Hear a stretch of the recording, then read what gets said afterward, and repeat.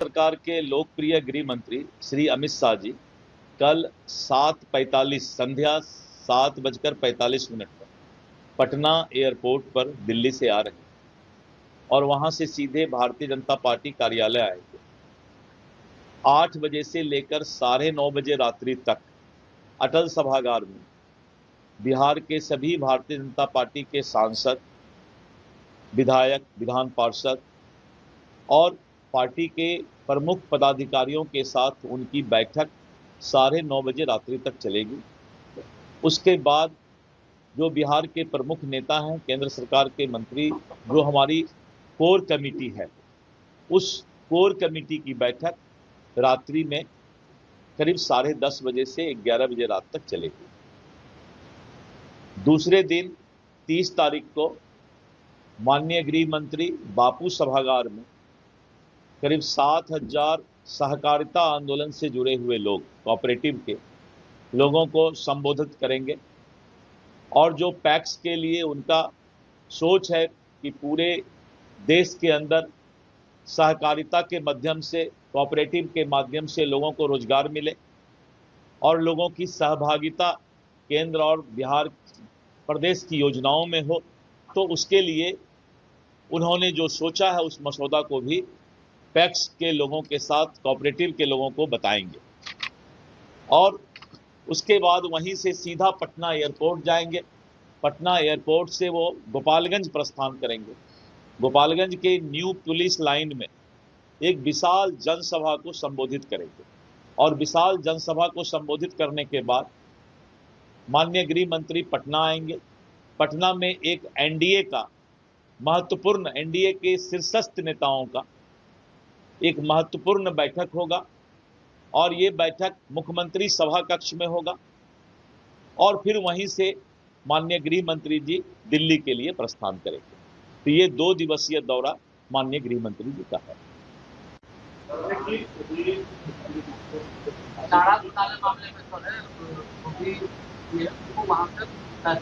देखिए, मैं इस पर स्पष्ट बात करता हूं कि जिन लोगों ने भी सरकारी पैसे का दुरुपयोग किया है और कानून की नजर में और माननीय न्यायालय की नजर में जो लोग दोषी हैं या जो अवैध संपत्ति सरकार और एजेंसी की नजर में आई है, चाहे कोई भी हो, किसी भी दल का इंसान हो, कानून अपना काम कर रहा है और वो अवैध संपत्ति सरकार निश्चित रूप से जो है उसको अपना अधिकार क्षेत्र में लेगी।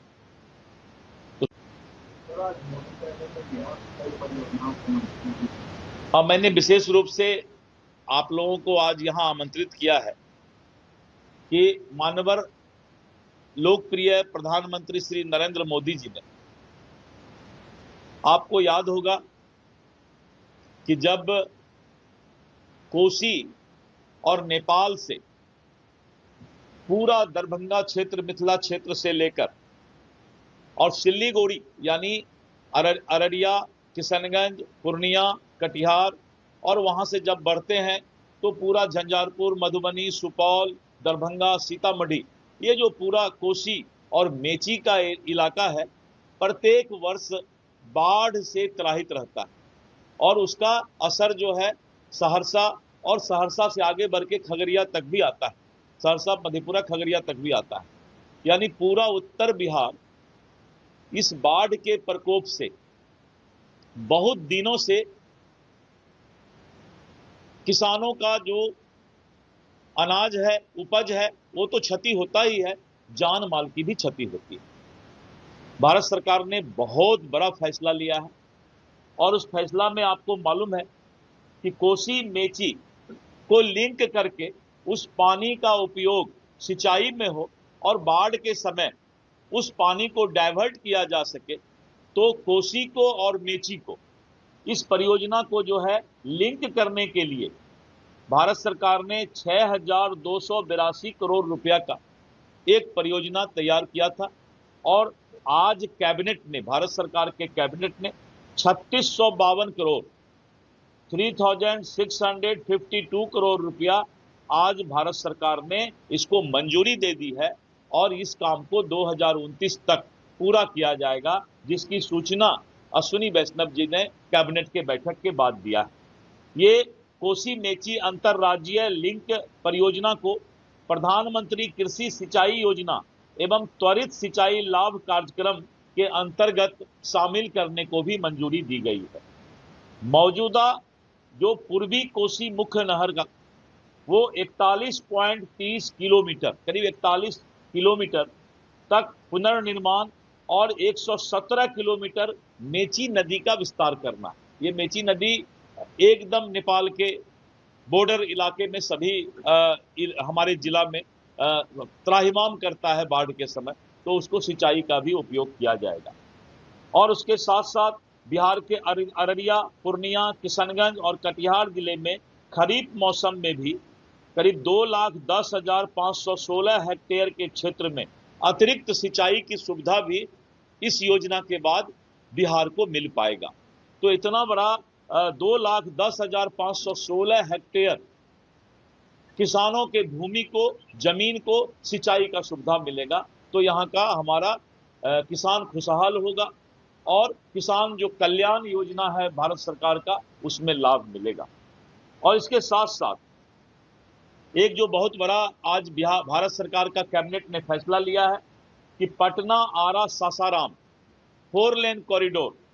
और इसका लागत 3712 करोड़ है और करीब लंबाई 120 किलोमीटर है। इस कॉरिडोर को निर्माण से पटना से आरा होते हुए सासाराम तक आवागमन बहुत आसान हो जाएगा और यह 4 लेन 5 national highway NH-19, NH-319, NH-922, NH-131G और NH-120 और 4 स्टेट हाईवे को भी आपस में जोड़ने का काम करेगा। इसके लिए भी आज कैबिनेट ने पैसा आवंटित कर दिया है। तो बिहार विकसित हो, बिहार आगे बढ़े, तो प्रधानमंत्री जी की और एनडीए सरकार, केंद्र सरकार जो है बिहार की चिंता कर रही है। इसके लिए मैंने सोचा कि मैं आपके माध्यम से जनता को भी, बिहार की जनता को सूचित करूं और भारत सरकार को, केंद्र सरकार को भी धन्यवाद देने का काम करता हूं। नहीं, मैंने कहा इसमें कि जो अभी टीवी में भी आ रहा है, इससे योजना का जो है 3712 करोड़ का ये प्रोजेक्ट है और इसमें जो है हम लोगों ने अभी जो उसका स्टार्टिंग फर्स्ट फेज का पैसा है वो डिटेल अभी हम थोड़ी देर में आपको सूचित करता हूं। अगर आप ये वीडियो YouTube पर देख रहे हैं तो हमारे चैनल को सब्सक्राइब करें और बेल आइकन को दबाना ना भूलें। अगर आप Facebook पर ये वीडियो देख रहे हैं तो हमारे पेज को लाइक करें।